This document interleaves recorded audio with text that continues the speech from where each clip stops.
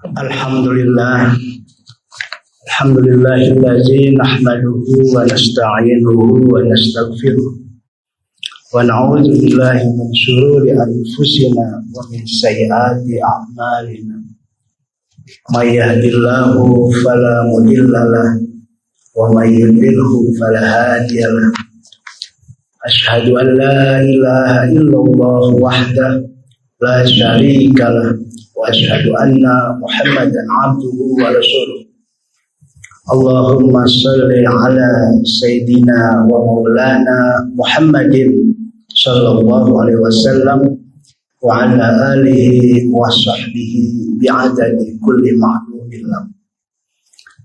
Qala ta'ala fi kitabihil karim, a'udzu billahi minasy syaithanir rajim. Bismillahirrahmanirrahim. Wa'tasimu bihablillahi jami'an wa la tafarraqu wazkuru ni'matallahi 'alaikum iz kuntum a'daan fa'alafa baina qulubikum fa asbahtum bi ni'matihi ikhwana. Al-ayat. Sidang Jumat yang terhormat, pada kesempatan Jumat ini marilah kita sama-sama memeriksa kembali kualitas iman dan takwa kita. Karena itu tausiah Rasulullah Muhammad setiap kali khutbah Jumat dengan mengatakan ittaqullaha haqqa tuqatih wa la tamutunna illa wa antum muslimun. Bertakwalah kalian semua kepada Allah sebenar-benarnya takwa. Yang kita tahu, takwa itu memiliki 3 tingkatan. Secara individual, secara sosial, dan secara spiritual. Sidang Jumat yang kami muliakan, tapi untuk khutbah kali ini, khatib akan sedikit membahas tentang makna hakiki tentang agama. Kenapa hal pokok beragama ini menjadi sangat penting? Karena banyak orang-orang sekarang sering melampaui batas, sering melupakan hal-hal yang sifatnya fundamental, hal-hal yang sifatnya basic, yang itu awal sekali diperintahkan, diwajibkan oleh Allah melalui Rasulnya kepada seluruh, bahkan bukan hanya umat muslim, tapi seluruh kaum mukminin, seluruh umat manusia. Karena itu ayat yang tadi dikutip, wa'tasimu bihablillahi jami'a, ayat ini sangat populer. Wa'tasimu, berpegang teguhlah kalian semua kepada tali Allah, bihablillahi jami'a, wala tafarraqu, dan janganlah kalian terpecah belah, bercerai-berai, terpencar, bermusuhan dan sebagainya. Wazkuru ni'matallahi 'alaikum, ingatlah nikmat Allah yang telah diberikan kepada kalian, kata Allah, iz kuntum a'daan, pada saat dulu di zaman jahiliyah kita pada konflik, kita pada berantem, sedikit-sedikit permusuhan, sedikit-sedikit pembunuhan dan sebagainya. Jadi ciri lain dari kaum jahiliyah selain yang sebagian besar sudah kita ketahui secara umum adalah mudahnya berkonflik, mudahnya naik darah, bahkan mudahnya nyabut pedang. Sehingga terjadi cekcok, adu mulut, lisannya sudah mulai kasar, maka terjadilah permusuhan dan peperangan. Sidang Jumat yang terhormat, itu memang sifat primitif manusia. Karena itu kata Allah, ingat nikmat Allah yang telah diberikan kepada kita setelah konflik-konflik yang tadi masa primitif saya ceritakan sekilas itu berakhir. Kenapa? Karena kemudian mereka, orang-orang pada zaman itu berpikir secara rasional, berpikir bagaimana membangun sebuah perdamaian, sebuah peradaban. Karena itu Islam, kata Islam itu memiliki secara generik 2 makna paling tidak. Pertama, Islam itu artinya pasrah.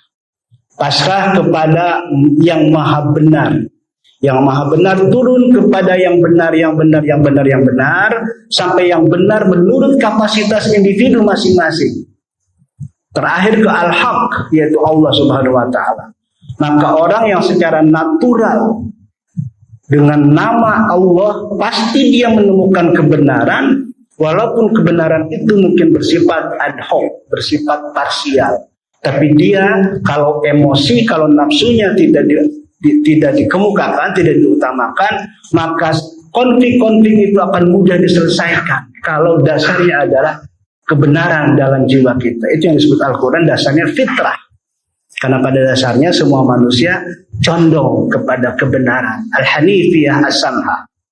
Sidang Jumat yang terhormat, maka dalam keadaan yang berpikir tadi itu, Allah seolah-olah aktif, fa'alafa baina qulubikum, maka di antara kita yang konflik-konflik itu kan sudah mulai sadar, maka dia dikumpulkan oleh Allah, diikatkan hatinya menjadi baik, menjadi bersaudara hati-hatinya itu, para hati yang orang-orang yang dari konflik itu.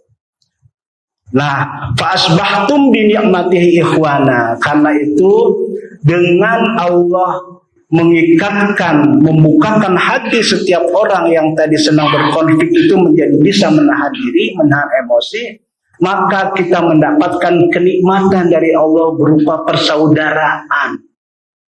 Karena kata Allah, jangankan kalian dengan orang lain, dengan istrimu, dengan suamimu yang notabene orang lain, dengan anak darah dagingmu sendiri, kalian bisa berbeda. Karena perbedaan adalah sunnatullah yang tidak bisa dihindari oleh siapapun. Karena itu kita sekarang mendapatkan kenikmatan sebagai sesama saudara. Tidak mudah fitnah, jangan sampai ada fitnah, nyinyir, kebencian yang tanpa dasar dan sebagainya.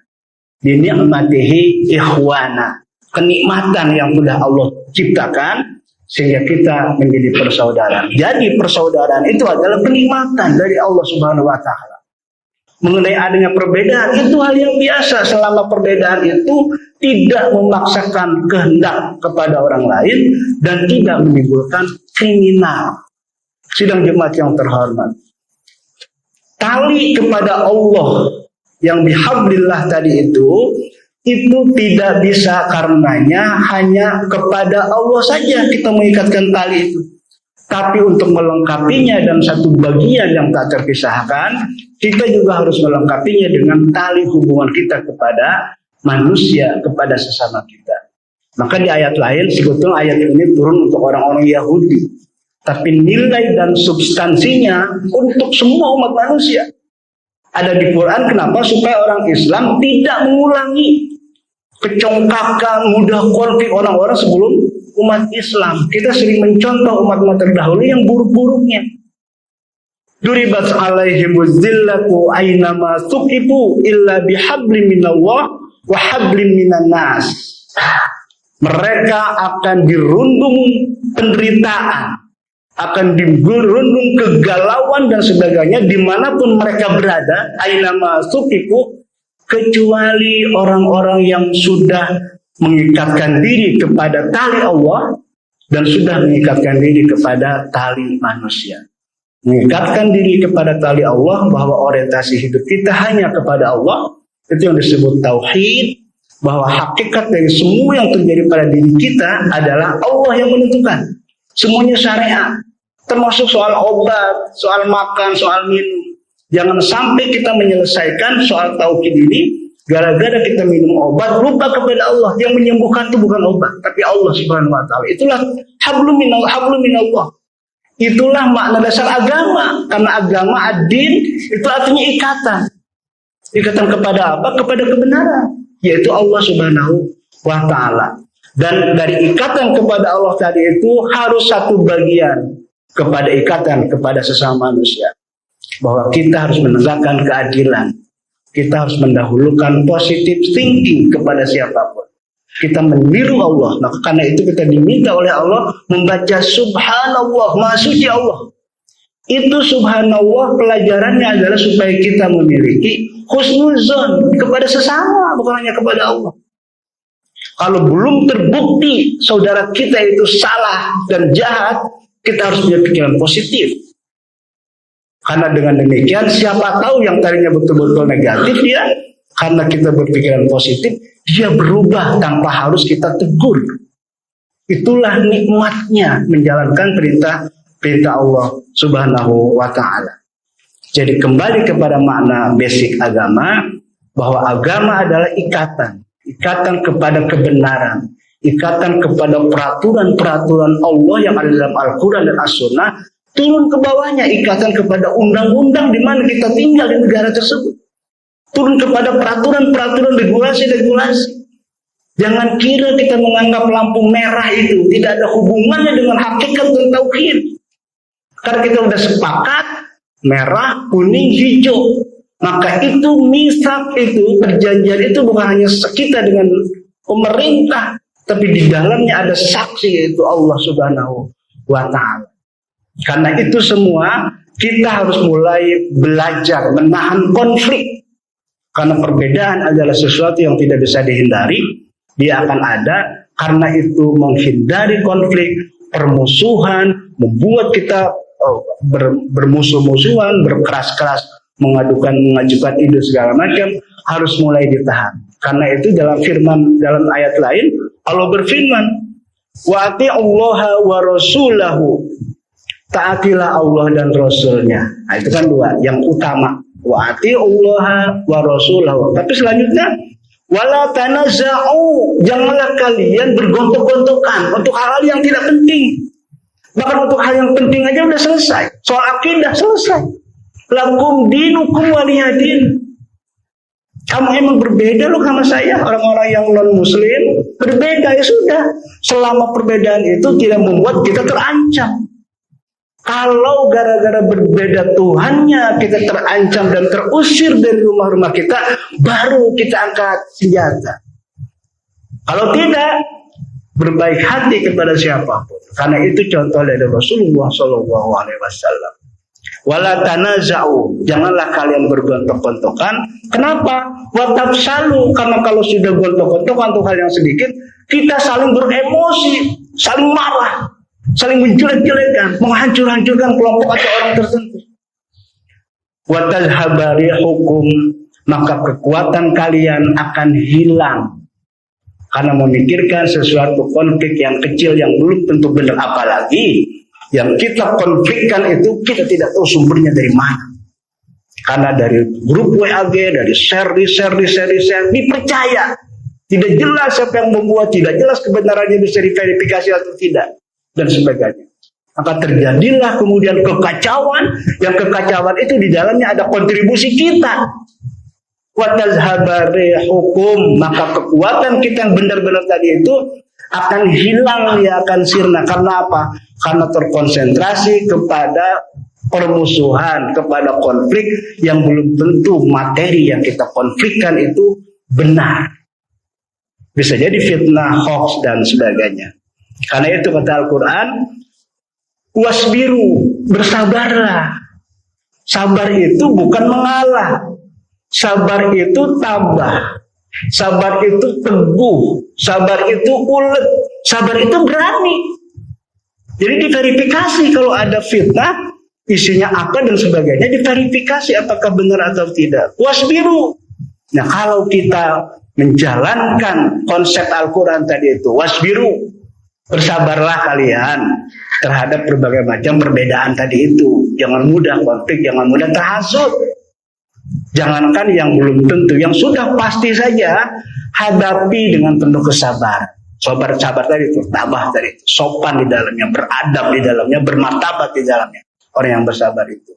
Maka buat orang-orang seperti tadi, innallaha ma'as-sabirin. Allah akan mendampingi, Allah akan bersama orang-orang yang seperti tadi diceritakan.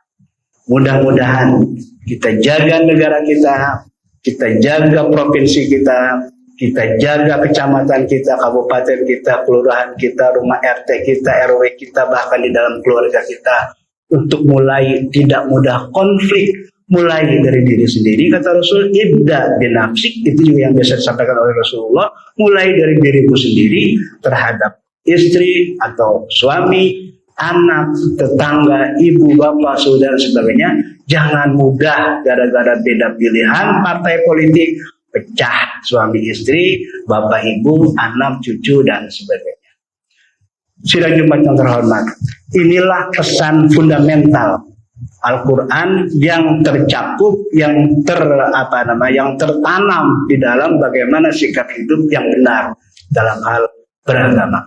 Barakallahu li wa lakum fil Qur'anil Karim wa nafa'ani wa iyyakum bima fihi minal ayati wa dzikril hakim. Taqabbalallahu minni wa minkum tilawatahu fastaghfiru innahu huwal ghafurur rahim.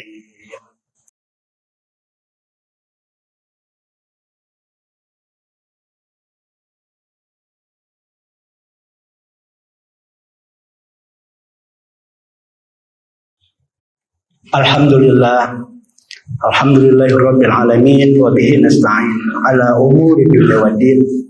Shalatu wassalam ala Rasulillah wa ala alihi wa ashabihi wa mawala. Qala ta'ala innallaha wa malaikatahu yusholluna 'alan nabi ya ayyuhalladzina amanu shallu 'alaihi wa sallimu taslima. Sebelum saya tutup dengan doa, kata-kata innallaha wa malaikatahu yusholluna 'alan nabi itu menjadi sesuatu yang sering kita dengar pada setiap kali khutbah. Allah bersolawat.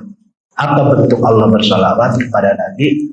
Toh Allah sendiri yang melakukannya, tapi Allah mewajibkan dirinya bersolawat kepada Nabi, yaitu Allah memuji Nabi Muhammad dengan akhlak, karena akhlaknya yang mulia, pikirannya yang bersih, ibadahnya yang konsisten dan komitmen.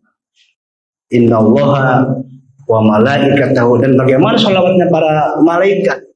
Malaikat itu sholawatnya dalam bentuk doa kepada Nabi Muhammad. Karena itu, ya ayyuhallazina amanu shollu alaihi wa sallimu taslima. Bagaimana sholawatnya orang-orang yang beriman? Kita ini kepada Rasulullah. Sholawat kita hakikatnya adalah kata sholat, sholatun, sholawat sama dengan sholat. Artinya apa? Connected kepada Nabi. Kita mengkoneksikan kepada Nabi supaya apa?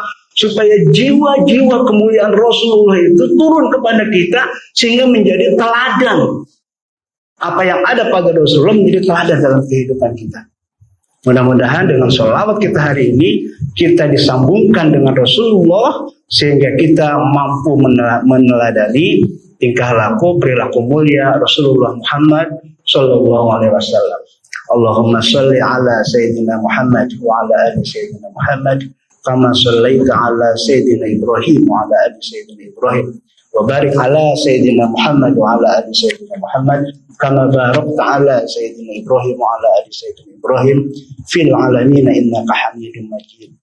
Allahumma shalli ala sayyidina Muhammadin fil awalin wal akhirin wa barik wa sallim wa radiyallahu ta'ala an kulli sahabati Rasulillah ajma'in. Allahumma ighfir lil mu'minina wal mu'minat wal muslimina wal muslimat al ahya'i minhum wal amwat innaka sami'un qaribun mujibud da'awat ya qadiyal hajat. Allahumma arinal haqqa haqqan warzuqna ittiba'ah wa arinal batila batilan warzuqna ijtinabah. Allahumma anta maqsuduna wa ridhoka matlubuna a'tina ridhoka wa mahabbataka wa ma'rifataka la hawla wa la quwwata illa billahil aliyyil azim. Allahumma a'inna ala zikrika wa syukrika wa husni ibadatik. Rabbana hab lana min azwajina wa dhurriyyatina qurrata a'yun waj'alna lil muttaqina imama. Rabbana atina fid dunya hasanah wa fil akhirati hasanah wa qina azabannar. Walhamdulillahirabbil alamin. Ibadallah, innallaha ya'muru bil 'adli wal ihsan wa ita'i dzil qurba wa yanha 'anil fahsya'i wal munkari wal baghi ya'izukum la'allakum tadhakkarun. Fazkurullaha yadhkurkum washkuru 'ala ni'amihi yazidkum wa la dzikrullahi akbar.